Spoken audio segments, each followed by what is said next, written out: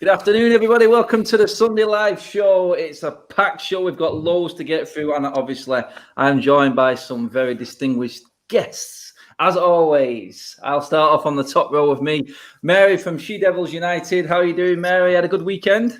I did. I had a rant video on my own channel last night, so I kind of got it all out. So I'm feeling good and positive today, hopefully. Yes, just so everyone is aware, this isn't a rant-free channel. Anyone can rant and go on one whenever they want on this channel as well. So if you have something on your mind, go for it. Don't be afraid. Don't be afraid. Many have done it before. Underneath me there from the Weekly Armchair Kickoff podcast, my man Keen. Keen, how's your week been, mate? Have you had a good one, pal? I've had a good week. Podcast-wise, I've got plenty of content out there, and I got news today that I've a former Premier League footballer coming on next week. So it's been, from a content point of view, it's been very good, and I'm glad to be here again today.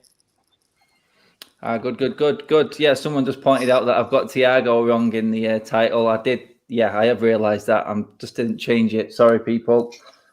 It's unprofessional, I know, but yeah, you know, we'll make mistakes.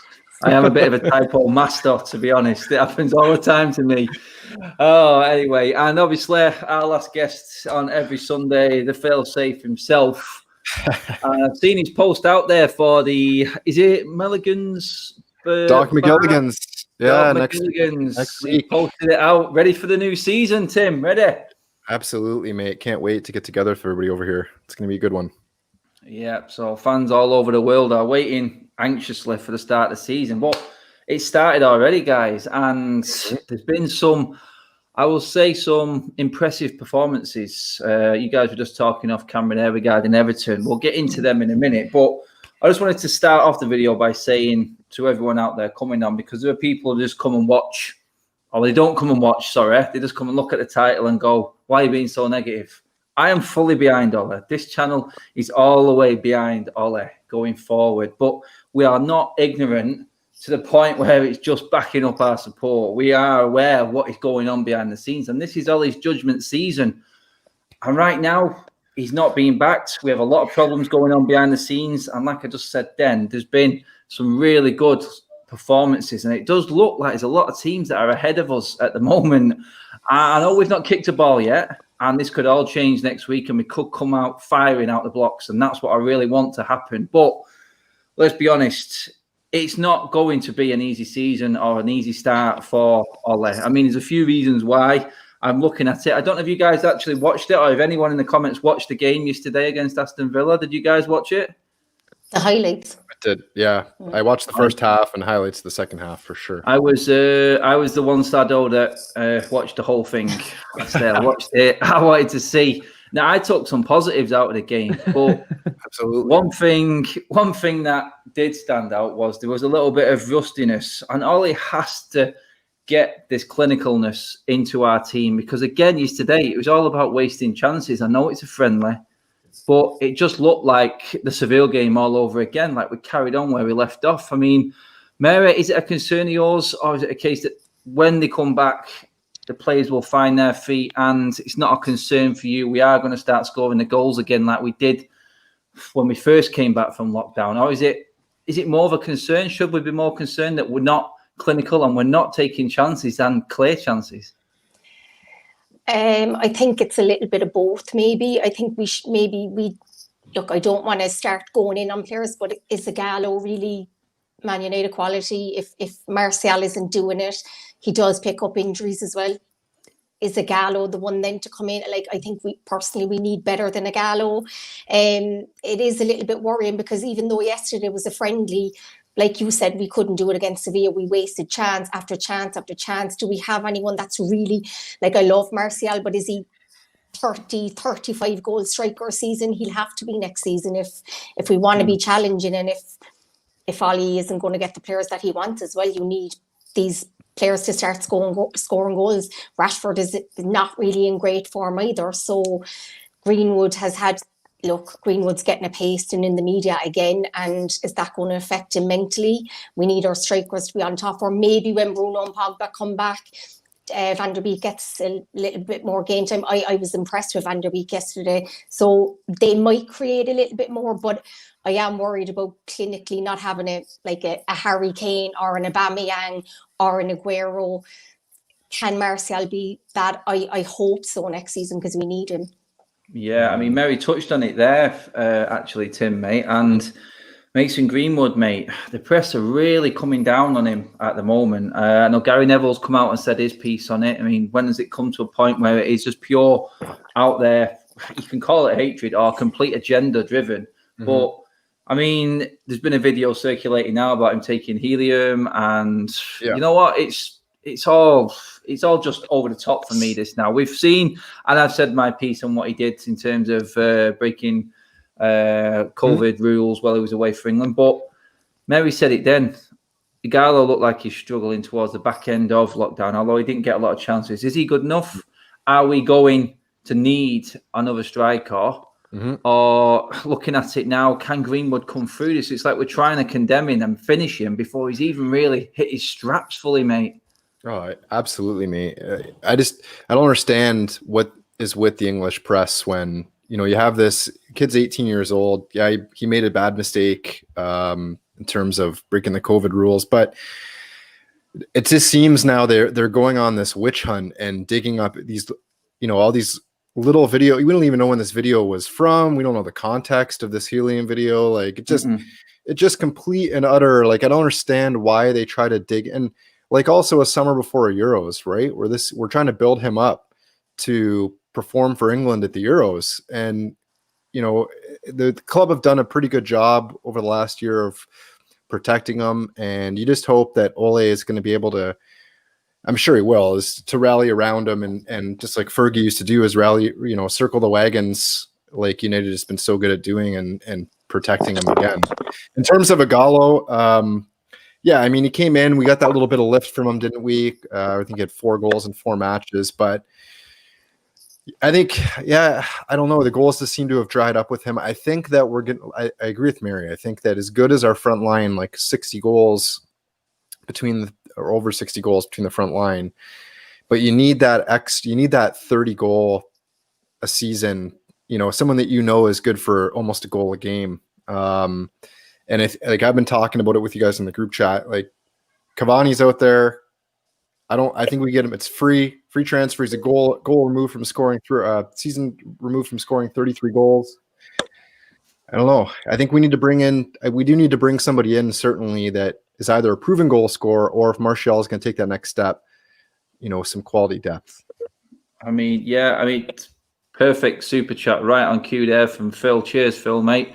I'll come to you, Keane. I think we've got you back now. I've had a few technical issues with Keano there for a minute. But, I mean, Martial has to step up. 1 or 2 players drop out of this squad is the ultimate fear, mate. I know you want to have your say on the Greenwood situation and what looks like a witch hunt, basically, at the moment, which is poor, and we don't really want to see it. But it's a United player, a young United player, and you know what the press are like, mate. It is what it is. They just love to jump on anything or any small thing. He's made one big mistake, and now any little mistake is just being highlighted even more in the press. But if we're going to struggle to get him back, I don't know how his confidence is going to be. Martial has to step up. Tim said, what about Rashford, mate? Is it a case of, because Rashford was coming in poor, are you worried about this forward line, Keane, mate, going forward? Martial looks great. Wait, Keane's behind a little bit. Okay, Martial, I think this stage now, I think Anthony Martial has to step up this. In terms of like his performances last season, he was absolutely fantastic. But in this, you have to look at it from a perspective. I think with Mason Greenwood, he needs a lot of protection now at this point because he's been heavily scrutinised with media and what's happened. They found their target. They've done this with Raheem Sterling. They've done it with David Beckham down the years. This is the same situation. So I think with Anthony Martial, he needs to step up to provide the goals. And you also have to look at the rest of the lineup, like Rashford. When he came back from lockdown, he wasn't on the best of form. So he has to step up his game and try to bring his form back to before Christmas. So he needs to get back to that. So I think like we do need strength and depth as well. Like one injury to a Martial or Rashford or Bruno or anyone in around that front four, we are in trouble. Yeah, that's it. Cheers for the super chat, Prem. I'm not sure where you was going at. We've been walking away since March. Do we really think Ollie wants a 30-year-old who's finished? He wants young play. I take it you're into Igalo there, which we did touch on there as well. But cheers for that, Prem, mate. I mean, looking at the rest of the game, it's not just Mary. It's not just that forward line. I have a little bit of a concern. You know what? Yesterday, I watched Tim Fosu-Mensah. I know I was pleasantly surprised, to be honest. I really was. I think he was probably our best defender alongside Luke Shaw. But one worry is the centre-backs again, because not only did Harry Maguire look a bit rusty yesterday, but hearing what the Swedish coach came out with in the week about Lindelof playing 2 games in a week and he looks burnt out, we're about to go into a season and we've got an international coach saying our first-team centre-back, or Ollie's first-team centre-back, is looking ring rust there before the season's even started. Another concern, and just to touch on again, I want to get your thoughts on it. The fact that we've not heard anything from Solskjaer yet, is that a concern as well? Because there's been a lot going on with our players over the last few weeks, Mary, and he's not come out once and said anything. And you know what I mean? He could have done something with Greenwood. He could have said something about Maguire, but he's come out and said nothing. Is that also a concern, as well as, like I just said, then the centre-backs also? I'm very concerned about our centre-backs. I had a rant about it on my channel last night. Besides right wing, that was what the rant's about. Forget left back, forget DM. A centre-back is a must. Rojo and Smalling are training by themselves. They're going to be leaving. Bailly hasn't been training at Carrington. He hasn't been seen. Jones hasn't been training. He hasn't been seen. I assume they're both injured. But like you said, Ollie hasn't come out and said anything.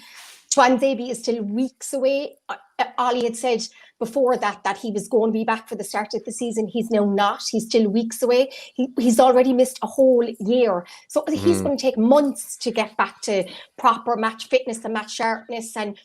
And then we don't know if he can actually do it at the top level. We've seen him in the Championship with Villa, and we all hope that he can. But then, then that leaves Timbo.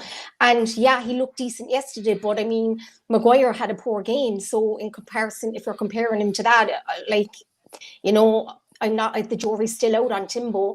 And is Maguire going to be mentally ready after all of that in Greece? Take someone really, really strong to put that aside, and it's still not over. And I just think it's always going to be in the back of his mind. And I am worried about that. And I do think if it was Sir Alex Ferguson, he would have come out and said something about the Maguire thing. He would have said something about the Greenwood thing, certainly to come out and protect him, because we've seen again yesterday with the video, and that video looked like it was from a few years ago. I don't believe it was recent. And where's the protection for the player, like Keane said? And I do believe Ollie should be coming out and, protecting the especially the young player, not so much Maguire, maybe Maguire too, but more so Greenwood, in my opinion, because he's only a kid, and nothing from Ollie. There was rumours yesterday he left at half time to go and do dealings. I don't think there was anything kind of in the rumour, but is he distracted? The preparation has been horrendous as well for the start of the season. So Ollie needs to stamp his authority more, in my opinion, than he is doing. Yeah, that's it. I mean, Christina's just come up with the exact same thing there, worried about the back line. It is a major concern for a lot of the fans, Tim, mate. I don't know where you see it at the moment, because Ollie...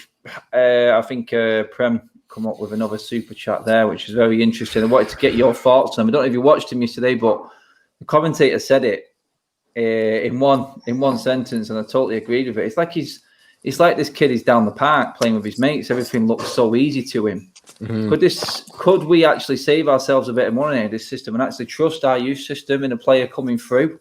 Because there's all talk about going for the Monaco centre back, Bashir, I think it is. I can never say his name, sorry, but we've got a player right there who looks like he's ready to come in and take a chance. And I know it's a big step, but again, I'll just ask you the same question as Mary there, mate. Concerned with what's happening with Lindelof, Maguire looking shaky, Fosu-Mensah only just coming back, like Mary says. We can't guarantee that. So Axel's miles away. Rojo, Smalling, nowhere near the squad. They're gone. Well, if we are bringing players in, mate, are we? I don't think there's a centre back out there, mate. Is Menge an actual option for us right now? You know what? I don't know, mate. I think that the issue is, like Mary touched on, is really the depth. And I think that I still think that Maguire and Lindelof, there's an opportunity there for them to settle. I think United are really high on Upamecano, and I think that's who, if they don't get him this window, that's who they're waiting for. Doesn't look like they're going to get him this window, but I think So on that point, then, Tim, is it worth just waiting this window out and not going out panic buying and wasting the money? Because money is in short supply right now, isn't it? So, well, that's it. I think maybe, if you can get back fit, Mengi's going to have his opportunities, but obviously with younger players, you're worried about, there's going to be consistency issues. And it's such a massive jump. Like the Premier League is such a difficult league week in and week out. And to drop somebody from the academy in that and rely on them is, that's not the answer. So I don't think that a center back, I don't think that anyone else is going to come in this window, if I'm honest. I think that you and I, when we were talking about the transfer on the transfer show, that I thought there would be 2 players start of the window. You thought there'd be 2 players, and I think that's what we'll end up with. I think we'll end up with Van de Beek and Van de Beek, and we'll end up with Sancho. Whether now, the one thing that, if you saw the game yesterday, Van de Beek covered so much ground, and you just hope that, impressive yesterday. I must admit, I did like him. He sat, like he was able to get forward. There was times when he was playing Dan James in. He was getting the ball in pockets in the half turn, but then he was also collecting the ball from deep and played that like 40-yard raking pass to Dan James on the left, where he almost sprung him in behind. So he covers so much ground that he might just be able to settle in front of our back four and be able to orchestrate, take the pressure off the defenders, get us out, handle the press. And so that hopefully will help. And with Luke Shaw, we've talked about, a lot of times Maguire on that left-hand side has been exposed by Luke Shaw maybe being out of position. Luke Shaw is totally reinventing himself right now. The way he's trimmed down, he looks fit. He covered a lot of ground yesterday, and you just feel like maybe they got a hold of him and said, listen, we need you to, there's times when we've been exposed and we left Maguire exposed where he's been drawn out. We need you to really, cut down the weight, I guess, or get fit and, be able to cover a lot more ground and get back. So hopefully with those 2 things, Van de Beek and Shaw, those small adjustments, hopefully maybe, might have an impact as well, but I don't see another center back coming in. I really don't. No, definitely not. So looking at that, and I'm not going to be a complete negative numpty today, whatever you want to call it, people. But you know what? In that game yesterday that I watched, I seen some positives in certain players. Van der Beek just touched on it there, Tim, mate. Well, he just looks accomplished. And believe it or not, I had a guy who tweeted me and said he reminded me of Fellaini, gives the ball away and then goes running somewhere. What game is he watching? He created like 3 or 4 chances for us in the first half alone. I do not understand these people. This is if you think I'm negative, then you need to look at idiots like this clown. So it was a case of, for me, he was our best player. Yeah. And then I'm looking at other players. Like I said, I thought Luke Shaw was very good. Yeah. He did create some real good balls in again, and our forward line just weren't on the same wave. I think Luke Shaw's assists would be right up there, to be honest, towards the back end of last season if our forwards had anything about him. I thought he had put some good balls in there.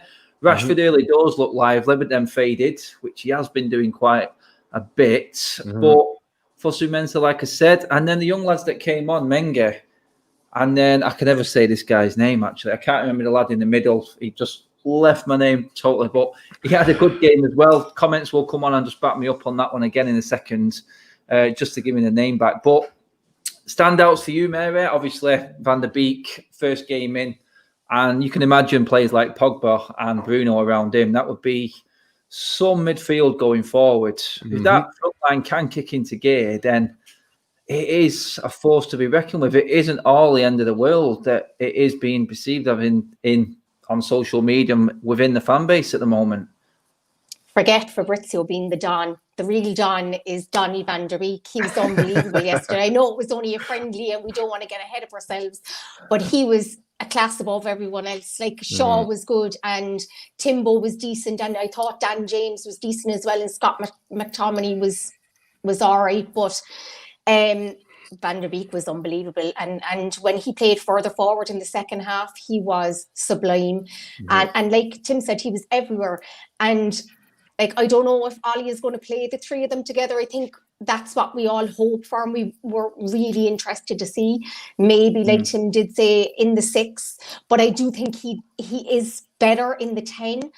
But to just have him as an option when we had Pereira and Lingard and Mata, and now you have Van der Beek, it's so exciting. So yeah, for me the standout was the ones I mentioned, but the Don by a mile. That's it. I mean, quickly for anyone who's just jumping on the show, I know I spelled Thiago wrong. Seriously, people, you got to let that go. The typos and things go wrong. So chill. I'll change that later. But I mean, for you, Tim, any other standouts for you out there? I know some people are actually mentioning Jesse Lingard having a decent game yesterday. Yeah. But it's pre-season. It's a friendly. How far you want to take it? We're taking other performances seriously, being a friendly. So should we take Jesse Lingard's performance as a positive going forward? Sure, because you build on your positive performances, right? So it's all, I feel a lot of it with Lingard is confidence. So when you get these opportunities where we were missing a lot of regulars yesterday, and it's a friendly, but the season's knocking on the door. It's next week that United season opens up. So you take your chances. And I thought he played decent. I think what I saw with Van de Beek is I think he can play him with the 3. I want him playing right beside Paul Pogba, because I feel like in those games where we're dominating possession and where teams are daring us to break them down, to have him and Bruno on the edge of the opposition 18-yard box, breaking teams down with where they can operate in space, that it's going to be immense. And you don't need a true number 6 when you're playing against some of these teams, right? You just because he covers so much ground and he's going to offer that protection anyway, he can get forward. He can pick his opportunities and get forward. So I say play the 3 of them together. But Dan James was great yesterday too. I thought down that attack with him and Luke Shaw linked up really, really well together. I think is that where I'm pretty sure that's where he, before United, didn't he play on the left? I think that's his favorite side, just the left, natural left winger. So so I thought they linked up really well, and all in all, I thought there was, to be honest, I thought there was a lot more positives yesterday than negatives. I know the scoreline didn't reflect it, but we could have been up 4-1 at halftime. So I mean, a lot of people just you're right, Tim, mate. A lot of people did just look at the scoreline and go, "Oh, there's another negative. Let's just throw that in there." A quick shout out on Matt. I did bring this up before, Matt's super chat, but the recruitment side of things. I mean, the women's side of our football setup is flying. He's dead right. It is really well. I've actually watched a few of the games now, and the quality is really good. But when it comes to the first team, and he's bang on what Matt says, it's like the same every single year. I understand the money's a bit sparse this year, but people are bringing it up in the comments at the moment, and I have to address it. It's the whole Sancho may not be happening. I do still think it is, but there's a certain Welshman that keeps getting brought up, and it does look now like Madrid are buckling to the pressure and are going to take a sort of loss on Gareth Bale. A few people, I have noticed the comments. I'm not ignoring everyone. There's a few to get through, but a few of you has brought it up in the comment section.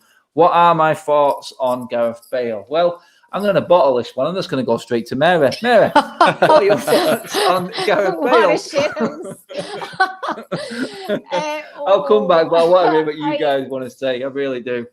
I'm always in two minds about this. Is it when I think of Gareth Bale, I think of the Gareth Bale from a few years ago, but we only just got rid of Alexis Sanchez. Like, being honest, do we want another Alexis Sanchez? Is his heart in it? Is his head in it? He's 31. He's on 550 grand a week.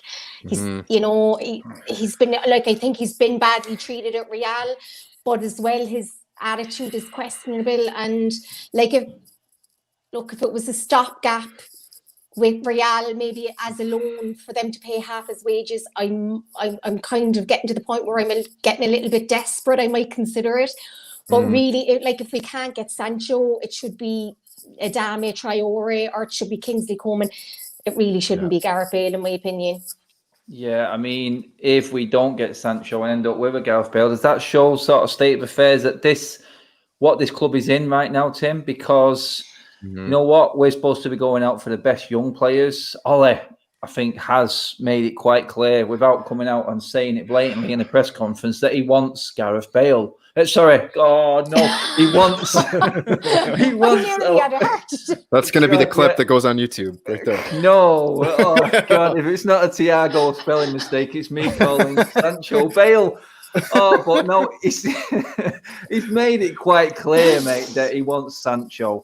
Yeah. And if we don't get him, what does that say about us right now, mate? Because we've made the big singing and dancing about it. I keep saying it, and I maybe sound like a broken record, but the finances are not ideal for this. But if we are Manchester United, we would make this happen and try and at least get rid of some of the other players that are hanging around that we know we can get rid of to just make sure that this deal happens, because we will get a lot of money back from Sancho. He does have all the capabilities of bringing some money back in, the financial side of things in terms of the shirt sales, so on and so forth. I mean, if it doesn't happen now, mate, I don't think there's going to be a way back for a lot of these fans, United fans, with the Glazers. Even, I know there's not a lot of support for him right now, but I'm thinking this could be a nail in the coffin, mate. Absolutely. And when you consider with Romano's report that came out, or confirming a report that United made an unofficial bid of £90 million plus 18 million in add-ons, which was rejected, and Dortmund value him at 108 million, and they just want the full valuation. If you're going to walk away from this deal over 18 million pounds, it's absolutely shambolic, and it has to happen because your manager has made it very clear that this is the one player that he wants. Get this player, whatever, at all costs. I need this player so that my system will work properly. It's going to provide protection for Wan-Bissaka. You're not going to require as much from him bombing forward and allow him to develop, going forward at a slower rate, or at least take the limelight off him in that aspect. It just helps you in so many ways, and most importantly, it takes you to that next level. It gives you depth, but he's the type of footballer he's a match winner. He's a player that's going to create things for you against your top level opposition in the Champions League and the teams that you're trying to catch. Like, it's a deal, and you have no competition. There's nobody else in for him right now. So this is your opportunity to bring him in. Like, it has to happen, or else it's a massive, massive failure. Massive. And on to you, mate. You're not getting away with it either, Tim, mate. By the way, people have just gone over 800 people in the room with us watching. Fantastic. Again, thank you very much. It's great when there's big topics to talk about. You really can tell when footballers come back, because the interest level just goes through the roof. It is brilliant. And Tim, come on, mate. Gareth Bale. No. Akash says there, year plus year contract, 150 maybe, yes. Is there any way that you take Gareth Bale in terms of what he would drop down to money-wise? Is there any way you would take him if he showed you an intent of, I just want to play football again and take a big cut? Would you take him then? Is there any angle in for this for Bale? Well, we're talking a massive cut, because I'll tell you right now, I'm not taking him at the 300 million that it is reported that Real Madrid wants to split his wages with us, and we'll pay half his wages. We're just starting to get our wage structure back under control after the Sanchez debacle and the ripple effect that had on the squad. So, at 31, he's injury prone. What did he play? 20 games, I think, last year. I know he fell out of favor, but still, like, it doesn't fit with the mold of what we're looking for. It really doesn't. I know he's a quality player. He's probably still got quality left in him. I agree. But it just sends the wrong message to skip out on Sancho and then move to Gareth Bale as your, what is a mercenary footballer now, 31 years old with massive wages. It's completely against the grain of what we're trying to accomplish. I don't think you could have put that any better, mate. I think that's well said. I think I don't think any United fan would disagree there at all. But we're up in a situation now where pressure is mounting, and it's mounting on Ole. he's the one who's going to take the flak for this. But Mary, I'll come to you. We touched on it just before we came on. The problem he's also got is there's managers now coming through, and the ones who are chasing him, forget about who's above him, because we know we're not there yet. But the ones coming up behind him now, we're just seeing Everton today put on, I won't say a masterclass, but Spurs were poor. But you've got Ancelotti coming up behind him now. This is no mug. This is a Champions League winner. He's won absolutely everything that there is to know. And it's a case of you've got Ancelotti who's got money to burn with Everton's owners. That's quite clear. Then you've got Bielsa coming in from Leeds, who hasn't spent much and is already looking like he is miles ahead in terms of tactics and going forward. Not a lot of money spent. And then even worse, Mikel Arteta, who now looks like he's got that poor Arsenal team with some form of shape, style, and we know exactly what they're doing. You can see it on the pitch. This is a massive problem now, because if Ollie starts off bad, everything that's gone wrong in pre-season, i.e. with transfers and stuff like that, Mary, it's going to come down on Ollie, because he's the one who's accepted this. We know what he'll come out in his press conference and say. He'll back Ed Woodward and the owners. He has to. And right now, his task has got even bigger, just by the way that the other teams have started for me. I don't know. Have you been impressed by anyone else? Are you worried for that? The fact that Ollie is looking like he isn't or has needed money to actually progress where other managers haven't? Like Bielsa is an unbelievable manager.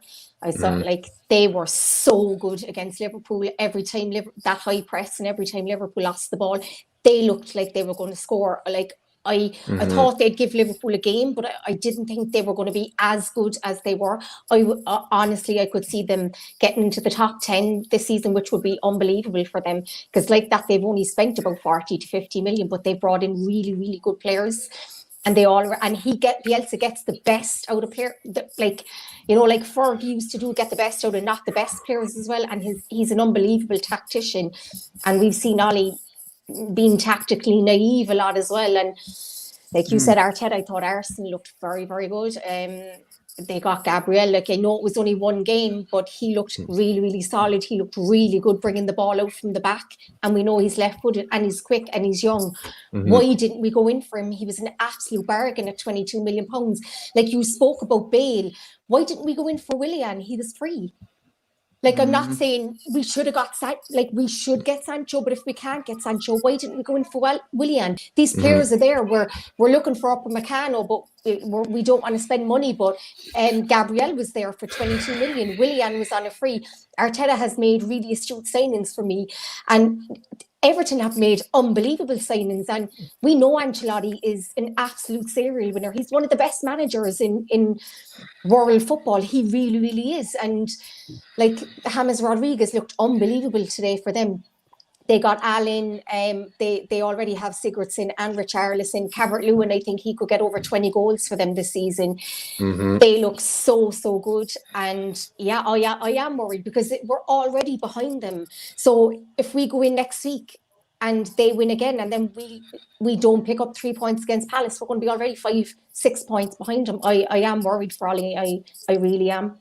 Yeah, I mean, do you echo Mary's thoughts there, Tim, in terms of the fears for Ollie? And like I said at the start of the show, we are behind Ollie. I want to see what he does at the next level, but we cannot be ignorant to what's actually going on, which doesn't encourage us at all, because these are no mugs that are coming up behind him. You've got the best two managers in the world in front of him. You've got Lampard, who's on the same level as him, who's got money to burn, it would seem, and it does look like he has bought really well. Proof will be in the pudding tomorrow night, obviously, when they do kickstart. But then you've got the likes of Arteta, who's literally just walked through the door and already with nothing spent. And I say nothing. I know they've brought in the likes of Willian, but that's on a free. This is a scoop managing, like Mary said then. They haven't got a lot of money, but he's recognised the style of play that suits this team. He's recognised the players that need to come in for this team. And he looks like he's got them moving in the right direction. Ole, I know we've had our moments and we were the best team post-lockdown. Us and City did have the most points. So Ole definitely has got something there. But do you fear that if we cannot strengthen the squad, that this is the season he's done for? Or is there a way I know you want to trust him. You've said to me personally before you want to be able to get behind him and give him a chance. But do you honestly now think he has got what it takes, mate? Or is it going to be this season, that's it, and we just have to judge it from here now because this is his fourth window, mate? Well, first of all, I wish Owen was here because I know Owen laughed at me when I talked about Arsenal, improving and the transfers that they made. And they thought that they would be challenging us for fourth place if we don't strengthen anymore. And I do. I think they're going to be challenging us for that last spot. And you're right. Arteta has them moving in that right direction. Bielsa's echo Mary. Bielsa's a terrific manager. That team plays their socks off for him. They press. They cover every blade of grass. Obviously, we know the managers like Lampard, and you touched on the other managers. I do fear for Ole because, look, I've said it. I've been kind of clear on my position. I think that he needs to be judged when he has the tools. You don't send a carpenter into a job with a fork and tell him to tell you to build you something, right? So he's, I was trying to be Goldberg there. It didn't work out very well. But so anyway, I just feel like if he is not backed, how can we possibly judge him? I realize that there's, I'm not going to sit here and defend him wholeheartedly and say there hasn't been some tactical naivety on his part. Certainly some of his substitutions, I've questioned some of his tactics. But at the end of the day, I just feel that once he's given, Sancho comes in, Van de Beek's there, if we back him with another center back, and now you can realistically look at it and say, look, we've backed you, we've given you the tools that you need to do the job, and you're falling short, then I think it's reasonable, as we all love him, he's a club legend, but then it's reasonable to say, right, we're going to have to go with a manager that can get us to the next level with what we have. Yeah, that's exactly it. Just a quick shout out. We did just creep past 1,000 people in the room with us as well. Again, second time it's happened. It's the Mary effect. I think every time Mary absolutely. comes on, she brings the crowds with her. It's mad. It's mental. But appreciation massively. I know there's some opposition fans in the comment section as well. There, you haven't gone unnoticed, by the way. But we're just laughing at the moment because you know what, Liverpool didn't look too good yesterday, to be honest. And 2 injuries for them with no money to spend could start to slide the other way for them as well. So yeah, you can call us clowns all you want, but there's only one way to go when you're that far up, and that's down, I'm afraid. But anyway, leave them to their own thoughts. But to finish with, we'll get into this. I think someone came up with a super chat before in terms of players coming in and out. Mm-hmm. We're going to finish with this now and what we can actually see happen in the next 3 weeks, which is what it is pretty much until this window shuts. But the rumour has it, and we'll bring Liverpool in on this one, the clowns, actually. Also, he is in the comment section there. And that is the fact that Thiago now is looking more likely to come to United than what Sancho is. Thiago, because Gini Wijnaldum doesn't look like he wants to leave Liverpool, and the only way Liverpool can buy Thiago, Mary, is if Wijnaldum leaves. So is there any point in waiting around for this? Do you go out and get the Champions League winner, the absolute quality player that he is in the prime of his career? Is that a player that you just go out and get? I don't know. It could think into the funds for Sancho, who has always been, as we said, our main target. But do you let chances like this slide is the question. Does someone like Thiago have to come in if he's available? If we're Manchester United and we're a big club, you go and get Thiago and you go and get Sancho. But if we're talking about Thiago, go and get him. He's 29. He's won everything. If we get him and Van der Beek and then Pogba and Bruno Matic, we have the best midfield definitely in the Premier League and one of the best in Europe. That would make us actually compete. So if we're an apparent big club, you go and you get these players. These are once-in-a-lifetime opportunities. We nearly got him back in 2013, 2014. It didn't happen because Van Gaal put the kibosh on it. Second chance, come around, go and get him. If we both have an agreement with him and then pay more money than Liverpool, like you said, if they might not be able to get him, go and get him before we miss our opportunity. We've missed on so many players in the past. Go and get him while he's there. It's now like this is now or never. That's exactly it. I mean, Tim, Would you take Thiago if it meant missing out on Sancho? And also, I'll ask the question to you. I'll come and ask you as well, Mary. For me, I've said it before that someone has to go if Thiago comes in. So I'm going to give you an option of 2, mate. Yeah. Mary's bottling it already. If Thiago comes in, is that okay for you if we don't get a Sancho? If it means that it's taking money away from the Sancho deal, then are you still okay with Thiago coming in? Is that enough for us for this window? And if Thiago does come in, Tim, you've got to choose from Fred or McTominay. One of them has to go for me, if it be out on loan or wherever. There's not enough room there for them to all be there. So over to you, Tim, mate. Well, I think if Thiago coming in at the expense of Sancho, then no. If you need those funds to cover the Jadon Sancho transfer, then you gotta Sancho's your man. Yeah, it has to be. I mean, I don't know too many people that would say otherwise. But in terms of who goes, it's a tough one. I think probably for me, Fred. I think that McTominay, he just signed that extension. I think that they have eyes for him as a midfielder for the future, and I think that if you can hang on to him and he can imagine showing up to training every day and you're working in a group with Thiago, Pogba, Van de Beek, those 3, and like it's just going to raise the quality of your game. So I think for me, Fred goes. Yeah. So I mean, Mary, who would go for you out of them?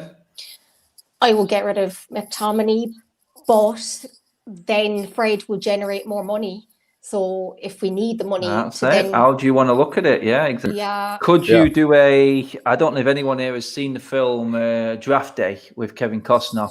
The way Mary's going with this, just go and watch that film and see how he spins it.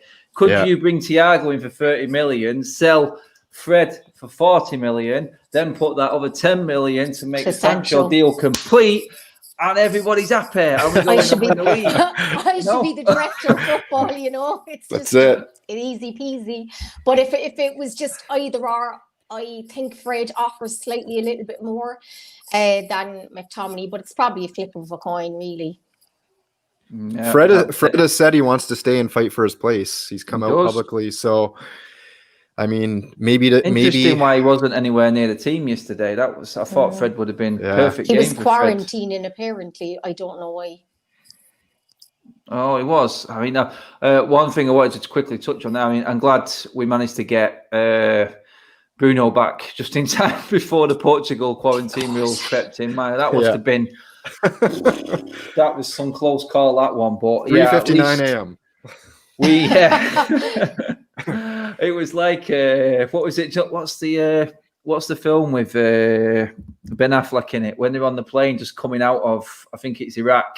It's your neck of the woods, Tim, mate. It's about the Canadians going in. What's it called? Yeah. Oh, what's it called? I know the movie. It's when the Canadian ambassador that saved the Americans in Iran. That was the one. Yeah, it was literally like that. That he was on the plane and they were trying to hold him back. It was that close. That's what it was like. Argo. That's the film. Argo. Russell, Russell, that was it, mate. Thank you very much. It's a good film. It is a very, very good film. But that's what it was like. We've got Bruno back. Pogba's back in there. Van der Beek's playing.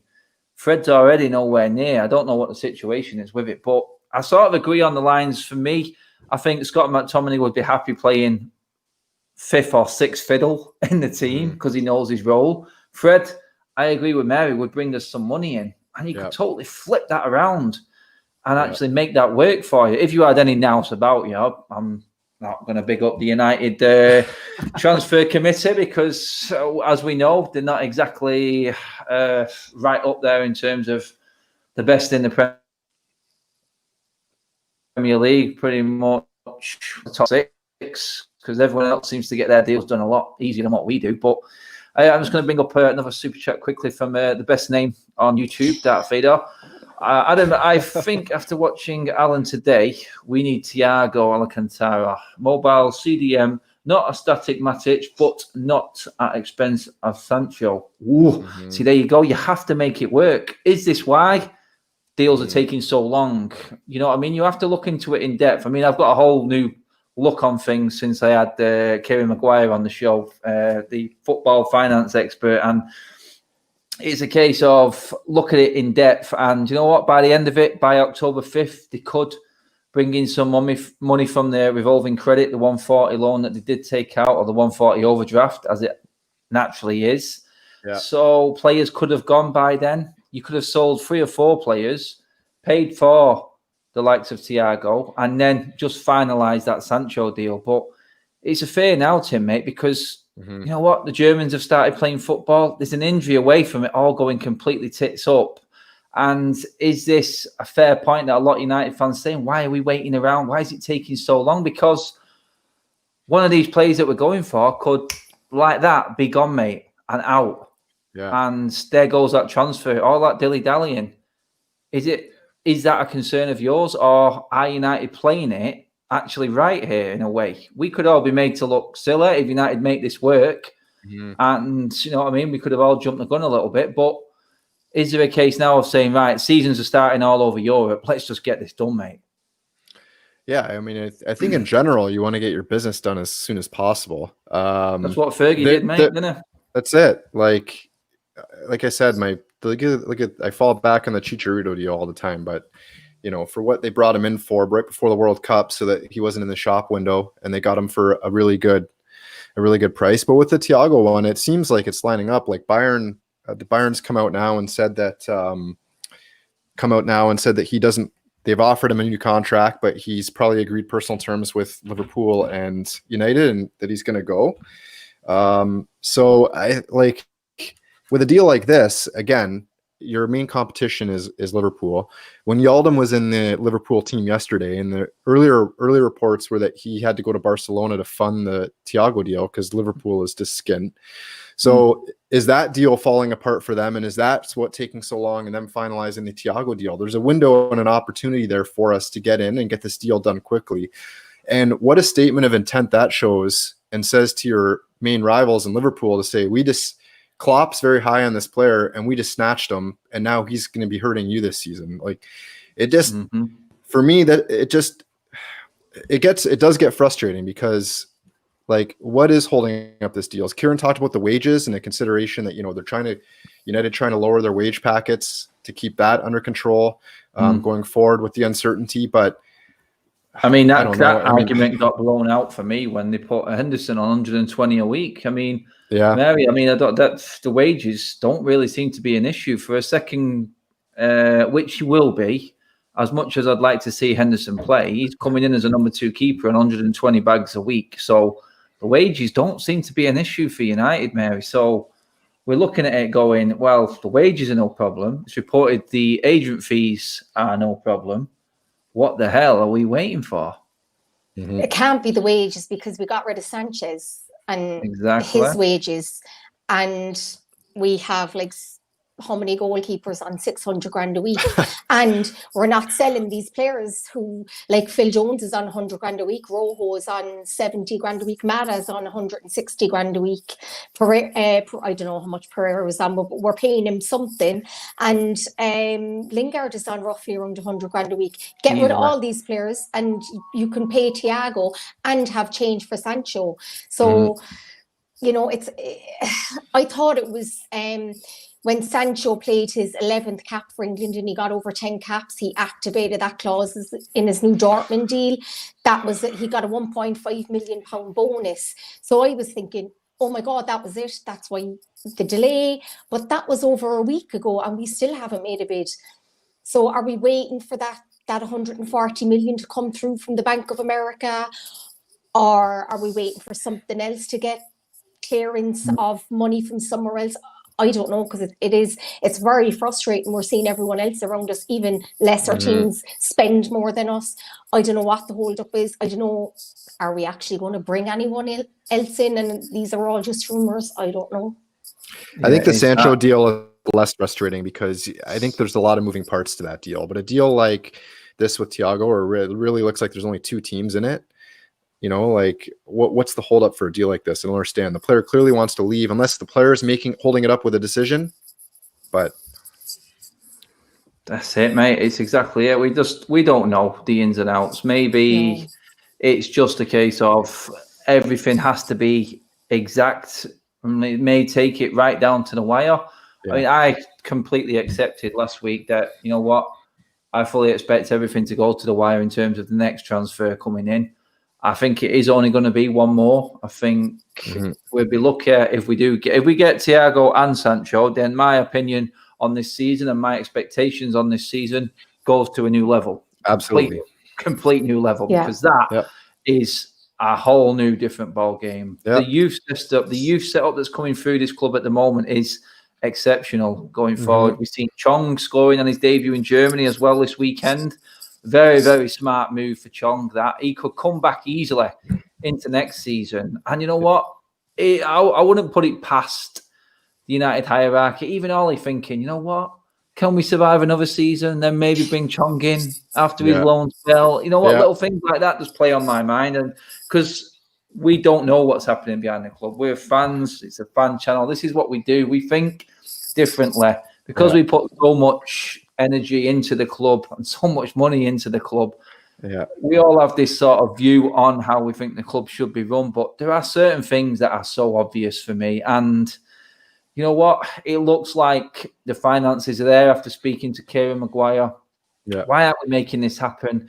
This transfer window is a crazy one and is the perfect opportunity for a club like Manchester United to set a new level and bring themselves back up. And if it doesn't happen, then I do fear, like we said at the start for Ollie. But give me your confidence levels, guys. Before we finish up, I'm just going to go, Mary, who's coming in?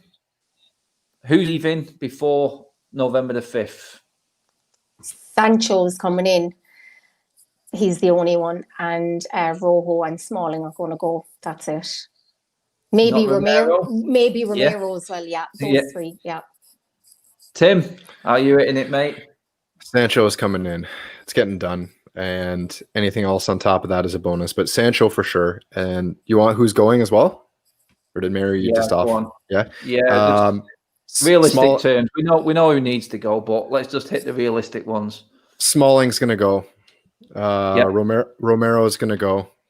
Yeah. And I think they're going to have a tough time getting rid of anybody else who's with the wages these guys are on.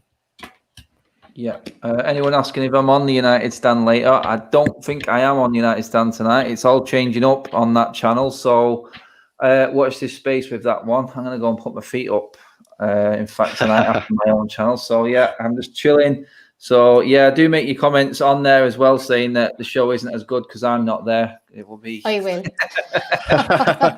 But yeah, I'm just going to leave with this one. The fact that Smalling and Thiago are similar ages.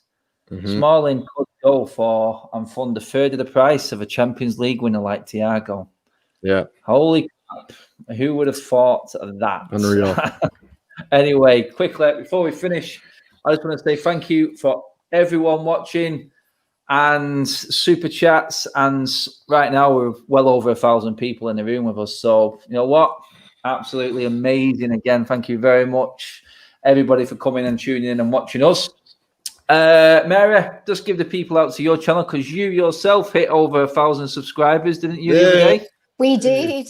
We finally did, and we're doing a live 1K Q&A football related at 9 o'clock tonight. She Devils United, come and subscribe and check us out. See you there. Live Q&A. I may just flick that on, Mary. I won't troll. Don't worry. I won't. Tim, mate, you've got a lot happening over there in Canada at the moment, prepping for the season. You've got all your advert up. Do follow Tim's socials. He's going to give them you now, but all the information on that is there. If there is anyone out there wanting to go and say hello to the man himself, hit them with it, Tim, mate. Yeah, the club Nagram UFC, and we were first to meet up Doc McGilligan's next weekend, so hopefully we have a good turnout for that. And hopefully when things open up and you know, like Niagara's a tourist destination, people are coming to visit, and you need somewhere to watch a game, then come in. First pint's on me if you show up and you're if you mention Adam's channel, if you show up and mention Adam's channel, first pint is on me. How's that sound? That's No. it.